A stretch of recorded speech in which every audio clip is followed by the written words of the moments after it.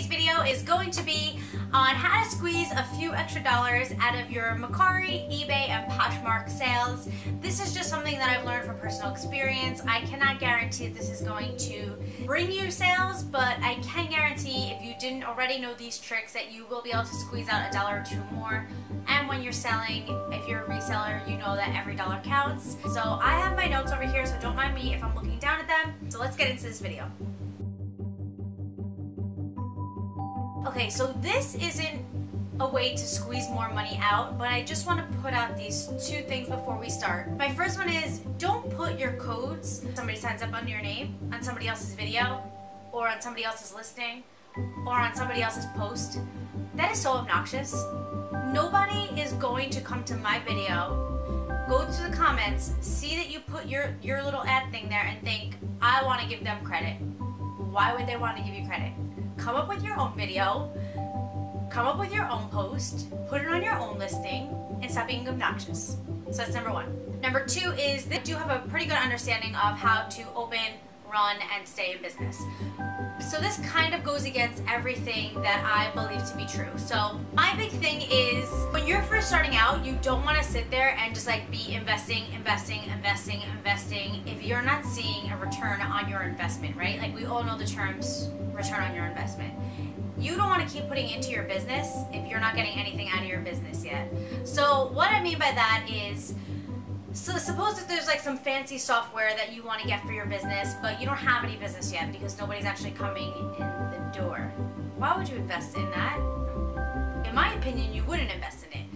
In my opinion, you do everything the old-fashioned way, which is pen and paper, until you couldn't possibly do it that way because you're so busy that, and then you try to look for free alternatives, and then if there was nothing that was good for your business that was free, then I could understand branching out and spending money on it. You just have to know what's worth spending money on and what's not worth spending money on.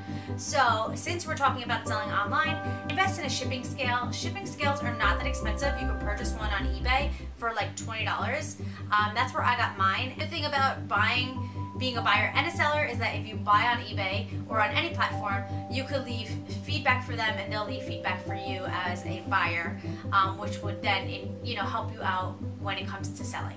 So people generally don't really want to buy from people who don't have any feedback at all, but if they have that one feedback from being a good buyer, maybe somebody will be like, okay, well they're just starting out, it's a real person and I don't have to worry, so I will buy from them even though they haven't sold anything yet. They are active on eBay. So in that way, I know this is kind of like really wordy, but I would invest in a shipping scale and I would purchase it on eBay or on any platform that you're planning on selling on. Okay, so those are my two bugaboos. So as I had mentioned in a previous video, if you sell on Mercari, they have 4, I think, shipping options. Let me pull that up really quick. I always use USPS, so I'm just going to talk about them because that's what I know. They give you 4 options. They give you 0 to 5 ounces is $4, 5 ounces to 3 pounds is $6, 3 to 10 is $9, 10 to 20 is $15.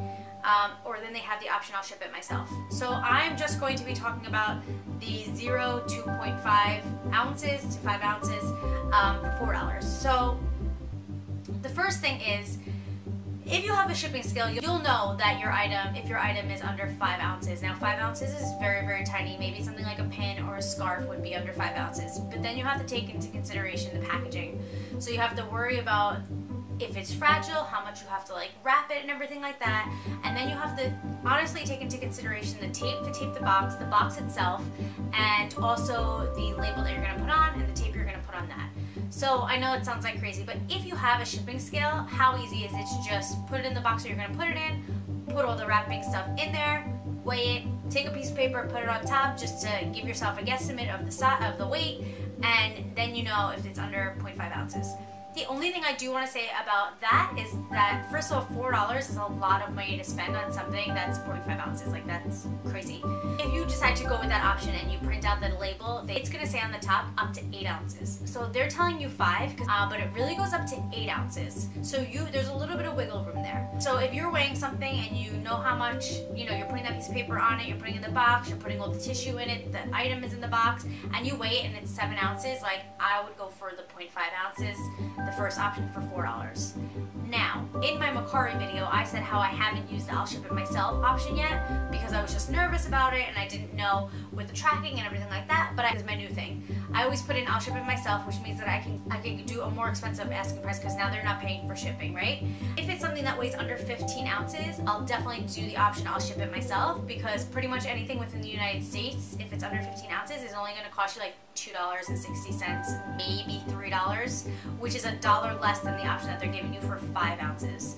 So that's something to consider, shipping it yourself. My tip for shipping it yourself is when you go to the post office, they give you the receipt. You have to hold on to that receipt because that's the only proof that you have that you shipped it.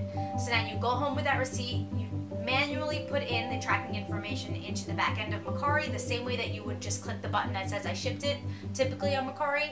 Now you're going to be putting the tracking information in. You're going to have to put in that you use USPS or whatever you use. And then my biggest tip is saving that receipt until the transaction is completely finished, because just say you put the tracking number in and you mixed up 2 of the numbers and then you throw out the receipt and then the person can just say I never got it, or there's no tracking on this even if they got it. Like, you need to hold on to that receipt in case there's a problem. That's your only proof that you have it, which is very different than if you were to have printed it out on your computer through Mercari. So there's a risk there, but if you hold on to your receipt, there is no risk. That will save you about $1 to $1.20.